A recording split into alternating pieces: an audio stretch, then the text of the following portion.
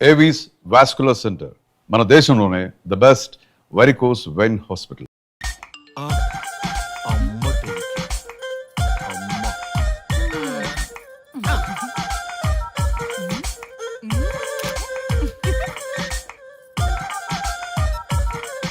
ఇంతకీ ఇంతవరకు మీ అమ్మాయికి ఎందుకు పెళ్లి చేయలేదు? ఎందుకు అంత లేట్ అయింది?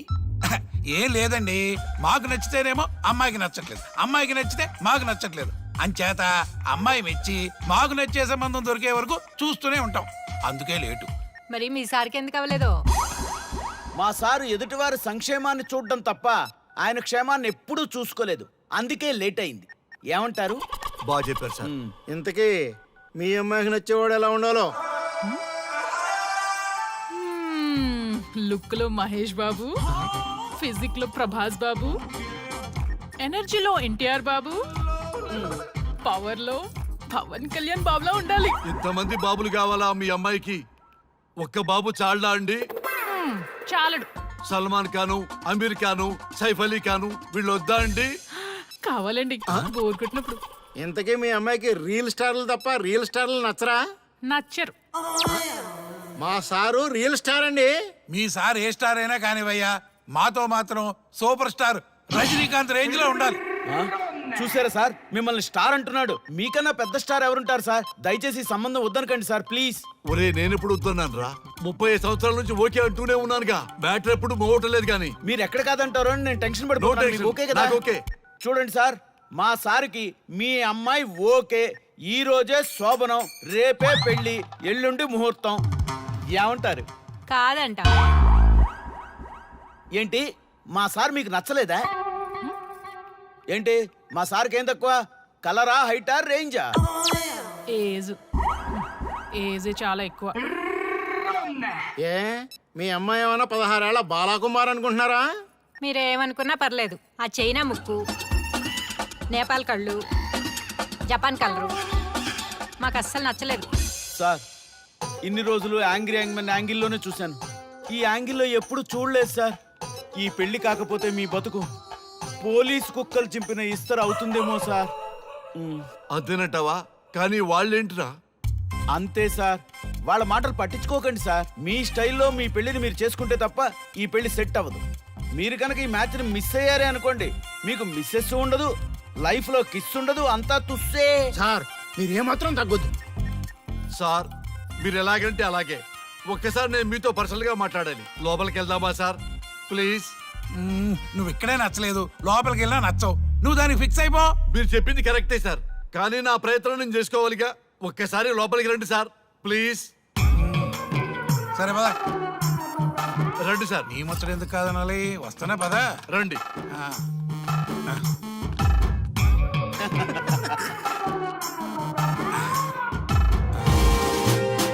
డ్రెస్ మారిందేంటి? ఇంకా చాలా మారింది మామ. లోపలికి రండి.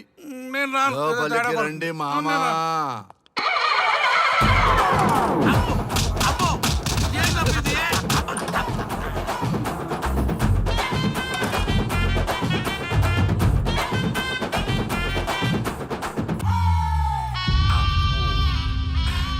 ఏమే, అల్లుడు గారి గదిలో నన్ను బాగా కన్విన్స్ చేశారమ్మా. నేను కన్విన్స్ అయితే నువ్వు కన్విన్స్ అయినట్టే కదా. అమ్మాయిని కన్విన్స్ చేస్తాట. నిన్ను ఒకసారి పిలుస్తున్నాడమ్మా. ఓకే, చూద్దాం ఎలా ట్రై చేస్తాడు.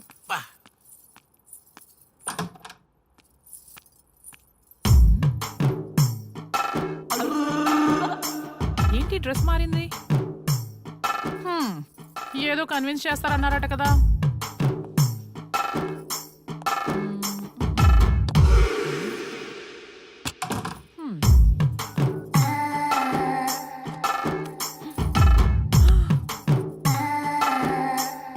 ఏంటి తేడా ఉంది? ఏంటి సెట్ తిప్పుతున్నారు?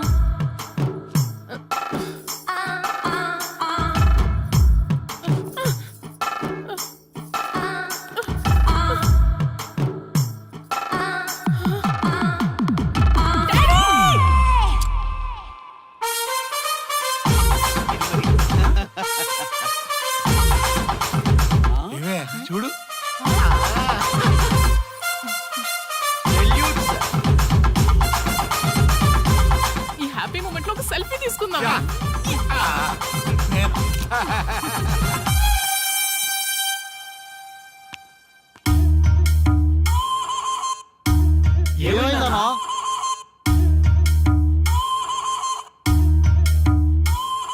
ఏముందరా పెళ్లిలో?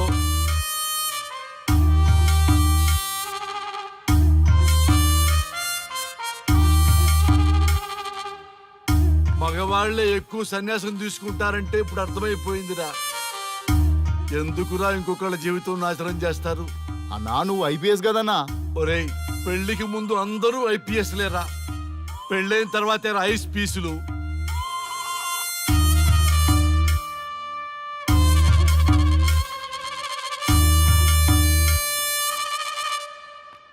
భయ్యా అన్న ఫస్ట్ బాల్కే అవుట్. బార్కెళ్ళి ఏజ్ లో బెడ్రూమ్కి వెళ్తే అలాగే ఉంటుంది. ఆ బాధ ఏదో మనమే పడదాం పదండ్రా.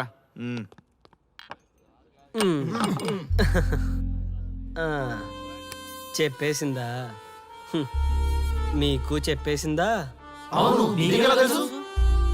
చెప్పకపోతే ఆశ్చర్యం గాని చెప్పేస్తే ఏముంది? ఓకే బ్రదర్స్, మీరందరూ మా లవ్ స్టోరీలో మందు పంచుకున్నందుకు మీ అందరికీ హార్టీ వెల్కమ్ అండ్ cheers.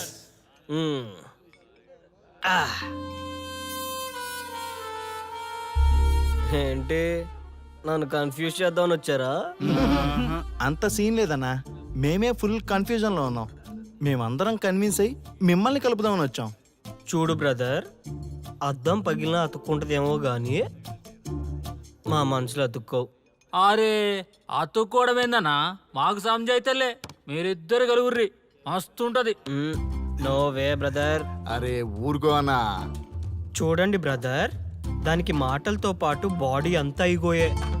పొరపాటు నేను దాన్ని చేసుకున్నానే అనుకో, నా బతుకంతా రైతు బజారే కదా భయ్యా. అదేంటి బ్రదర్, ఎప్పుడు నెగిటివ్ థింకింగేనా? కొంచెం పాజిటివ్ థింకింగ్ కూడా చేయండి. ఎక్కువ థింకింగ్ చేసే డ్రింకింగ్ వచ్చా. అయినా మీకు తెలియదు భయ్యా ఆడవాళ్ళతో టార్చరు. వాళ్ళతో పెట్టుకుంటే అంతే. నా పేరెంట్స్ నా చిన్నప్పటి లవ్ స్టోరీ మర్చిపోయేలాగా నన్ను హిప్నోటైజ్ చేయించారు. అది నా తప్ప? ఎంతసేపు తన వైపే ఆలోచిస్తారు కానీ తనే కరెక్టు, మీరే కరెక్టు, నేను ఒక్కనే రాంగా? అదేంటారి అలా అంటావు? నీకోసమేగా మేమంతా వచ్చాం. వచ్చింది నా కోసమే, కానీ శ్రీముఖి గొప్పదని చెప్పడానికేగా. చూడారియా, మేమంతా మీ ఇద్దరిని కలపాలని, మీరు హ్యాపీగా ఉండాలని పగలనక రాత్రనక కష్టపడుతున్నాం. ఇలా చేయడం తప్ప? తప్పే. మొత్తం మీరే చేశారు. ఇప్పుడు వరకు మీరు చేసింది చాలు, నేను కోల్పోయింది చాలు. ఏం కోల్పోయావు ఆర్య? నన్ను ఇలా చూశాక కూడా మీకు ఇంకా అర్థం కాలేదా? మీరంతా తను గొప్ప, తను అలా ఇలా అని పొగుడుతున్నారే కానీ నేనేంటి, నేను ఎందుకు ఇలా అయ్యానని ఎవరైనా ఆలోచించారా? చిన్నప్పుడు అదే త్యాగం చేసింది, పెద్దయినప్పుడు అదే త్యాగం చేసింది. నా లైఫ్లో అంతా తనే చేసింది. మగాడిగా పుట్టేనే అనే ఫీలింగ్ తప్ప ఎప్పుడూ తను వెనకే ఉండిపోయాను. అవునన్నా, వాళ్ళకి మనం ఎంత చేసినా ఇంతేనా అంటారు. అదే వాళ్ళు మనకి ఇంత చేసినా మనం ఎంతో సంతోషంగా ఫీల్ అవుతాం కదా. వాళ్ళంతటా వాళ్ళు మన మనసులోకి వచ్చి మనల్ని మోసం చేసి వెళ్ళిపోతారు. మనం వెళ్తే మాత్రం పట్టించుకోరు. అంతెందుకు, మిమ్మల్ని డిస్టర్బ్ చేయకపోతే మీరు తన కోసం వెళ్తారా? అవునన్నా, ఎందుకు వెళ్తాం? చా ఊరుకో. ఫిగర్ కనబడితే వెంటబడి వేధించేది మనం. చూడు బ్రో, కాంప్రమైజ్ కాకపోతే చివరికి వైఫే కాదు లైఫే ఉండదు. నాకు నా మందు ఉంటే చాలు. అంతేనా? అంతే. అంతేనా? అంతేరా. అంతేనా? అంతే అంతే అంతే.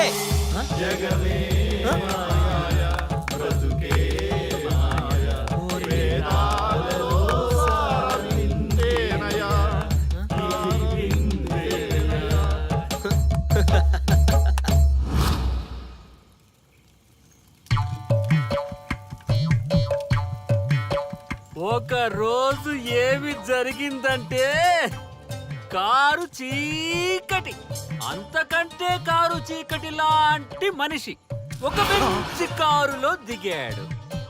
అతని ముఖంలో ఆనందం మిట్ట మధ్యాహ్నం కూడా వెతికినా దొరకదు. సడన్ గా ఒక వెలుగు వెలిగింది. ఆ వెలుగు పేరే శ్రీముఖి. బైకు పైన ఆర్య, శ్రీముఖి వెళ్తున్నారు. పొదల దగ్గర ఆగారు. ఆ పొదల్లో వాళ్ళిద్దరూ దూరారు. చింత చచ్చినా స్వామికి పులుపు జావలేదు. పొంగేం కాదు, మన డార్లింగ్లిద్దరూ పొదల్లోకి దూరారా. నన్ను నమ్మండ్రా, దొంగ సామి నా కొడకల్లారా. రేయ్, ఎవడైనా ఒకటి వెళ్ళి చూడండి రా. ఈడయ్యా ఈడేడుపు తట్టుకోలేకపోతున్నాం. వెళ్ళండి. నేను వెళ్తా వాడు వచ్చేలోపు ఏదో ఒక స్టోరీ చెప్పు. అన్నా నువ్వు చెప్పేది అక్షరాల్లో నిజమన్నా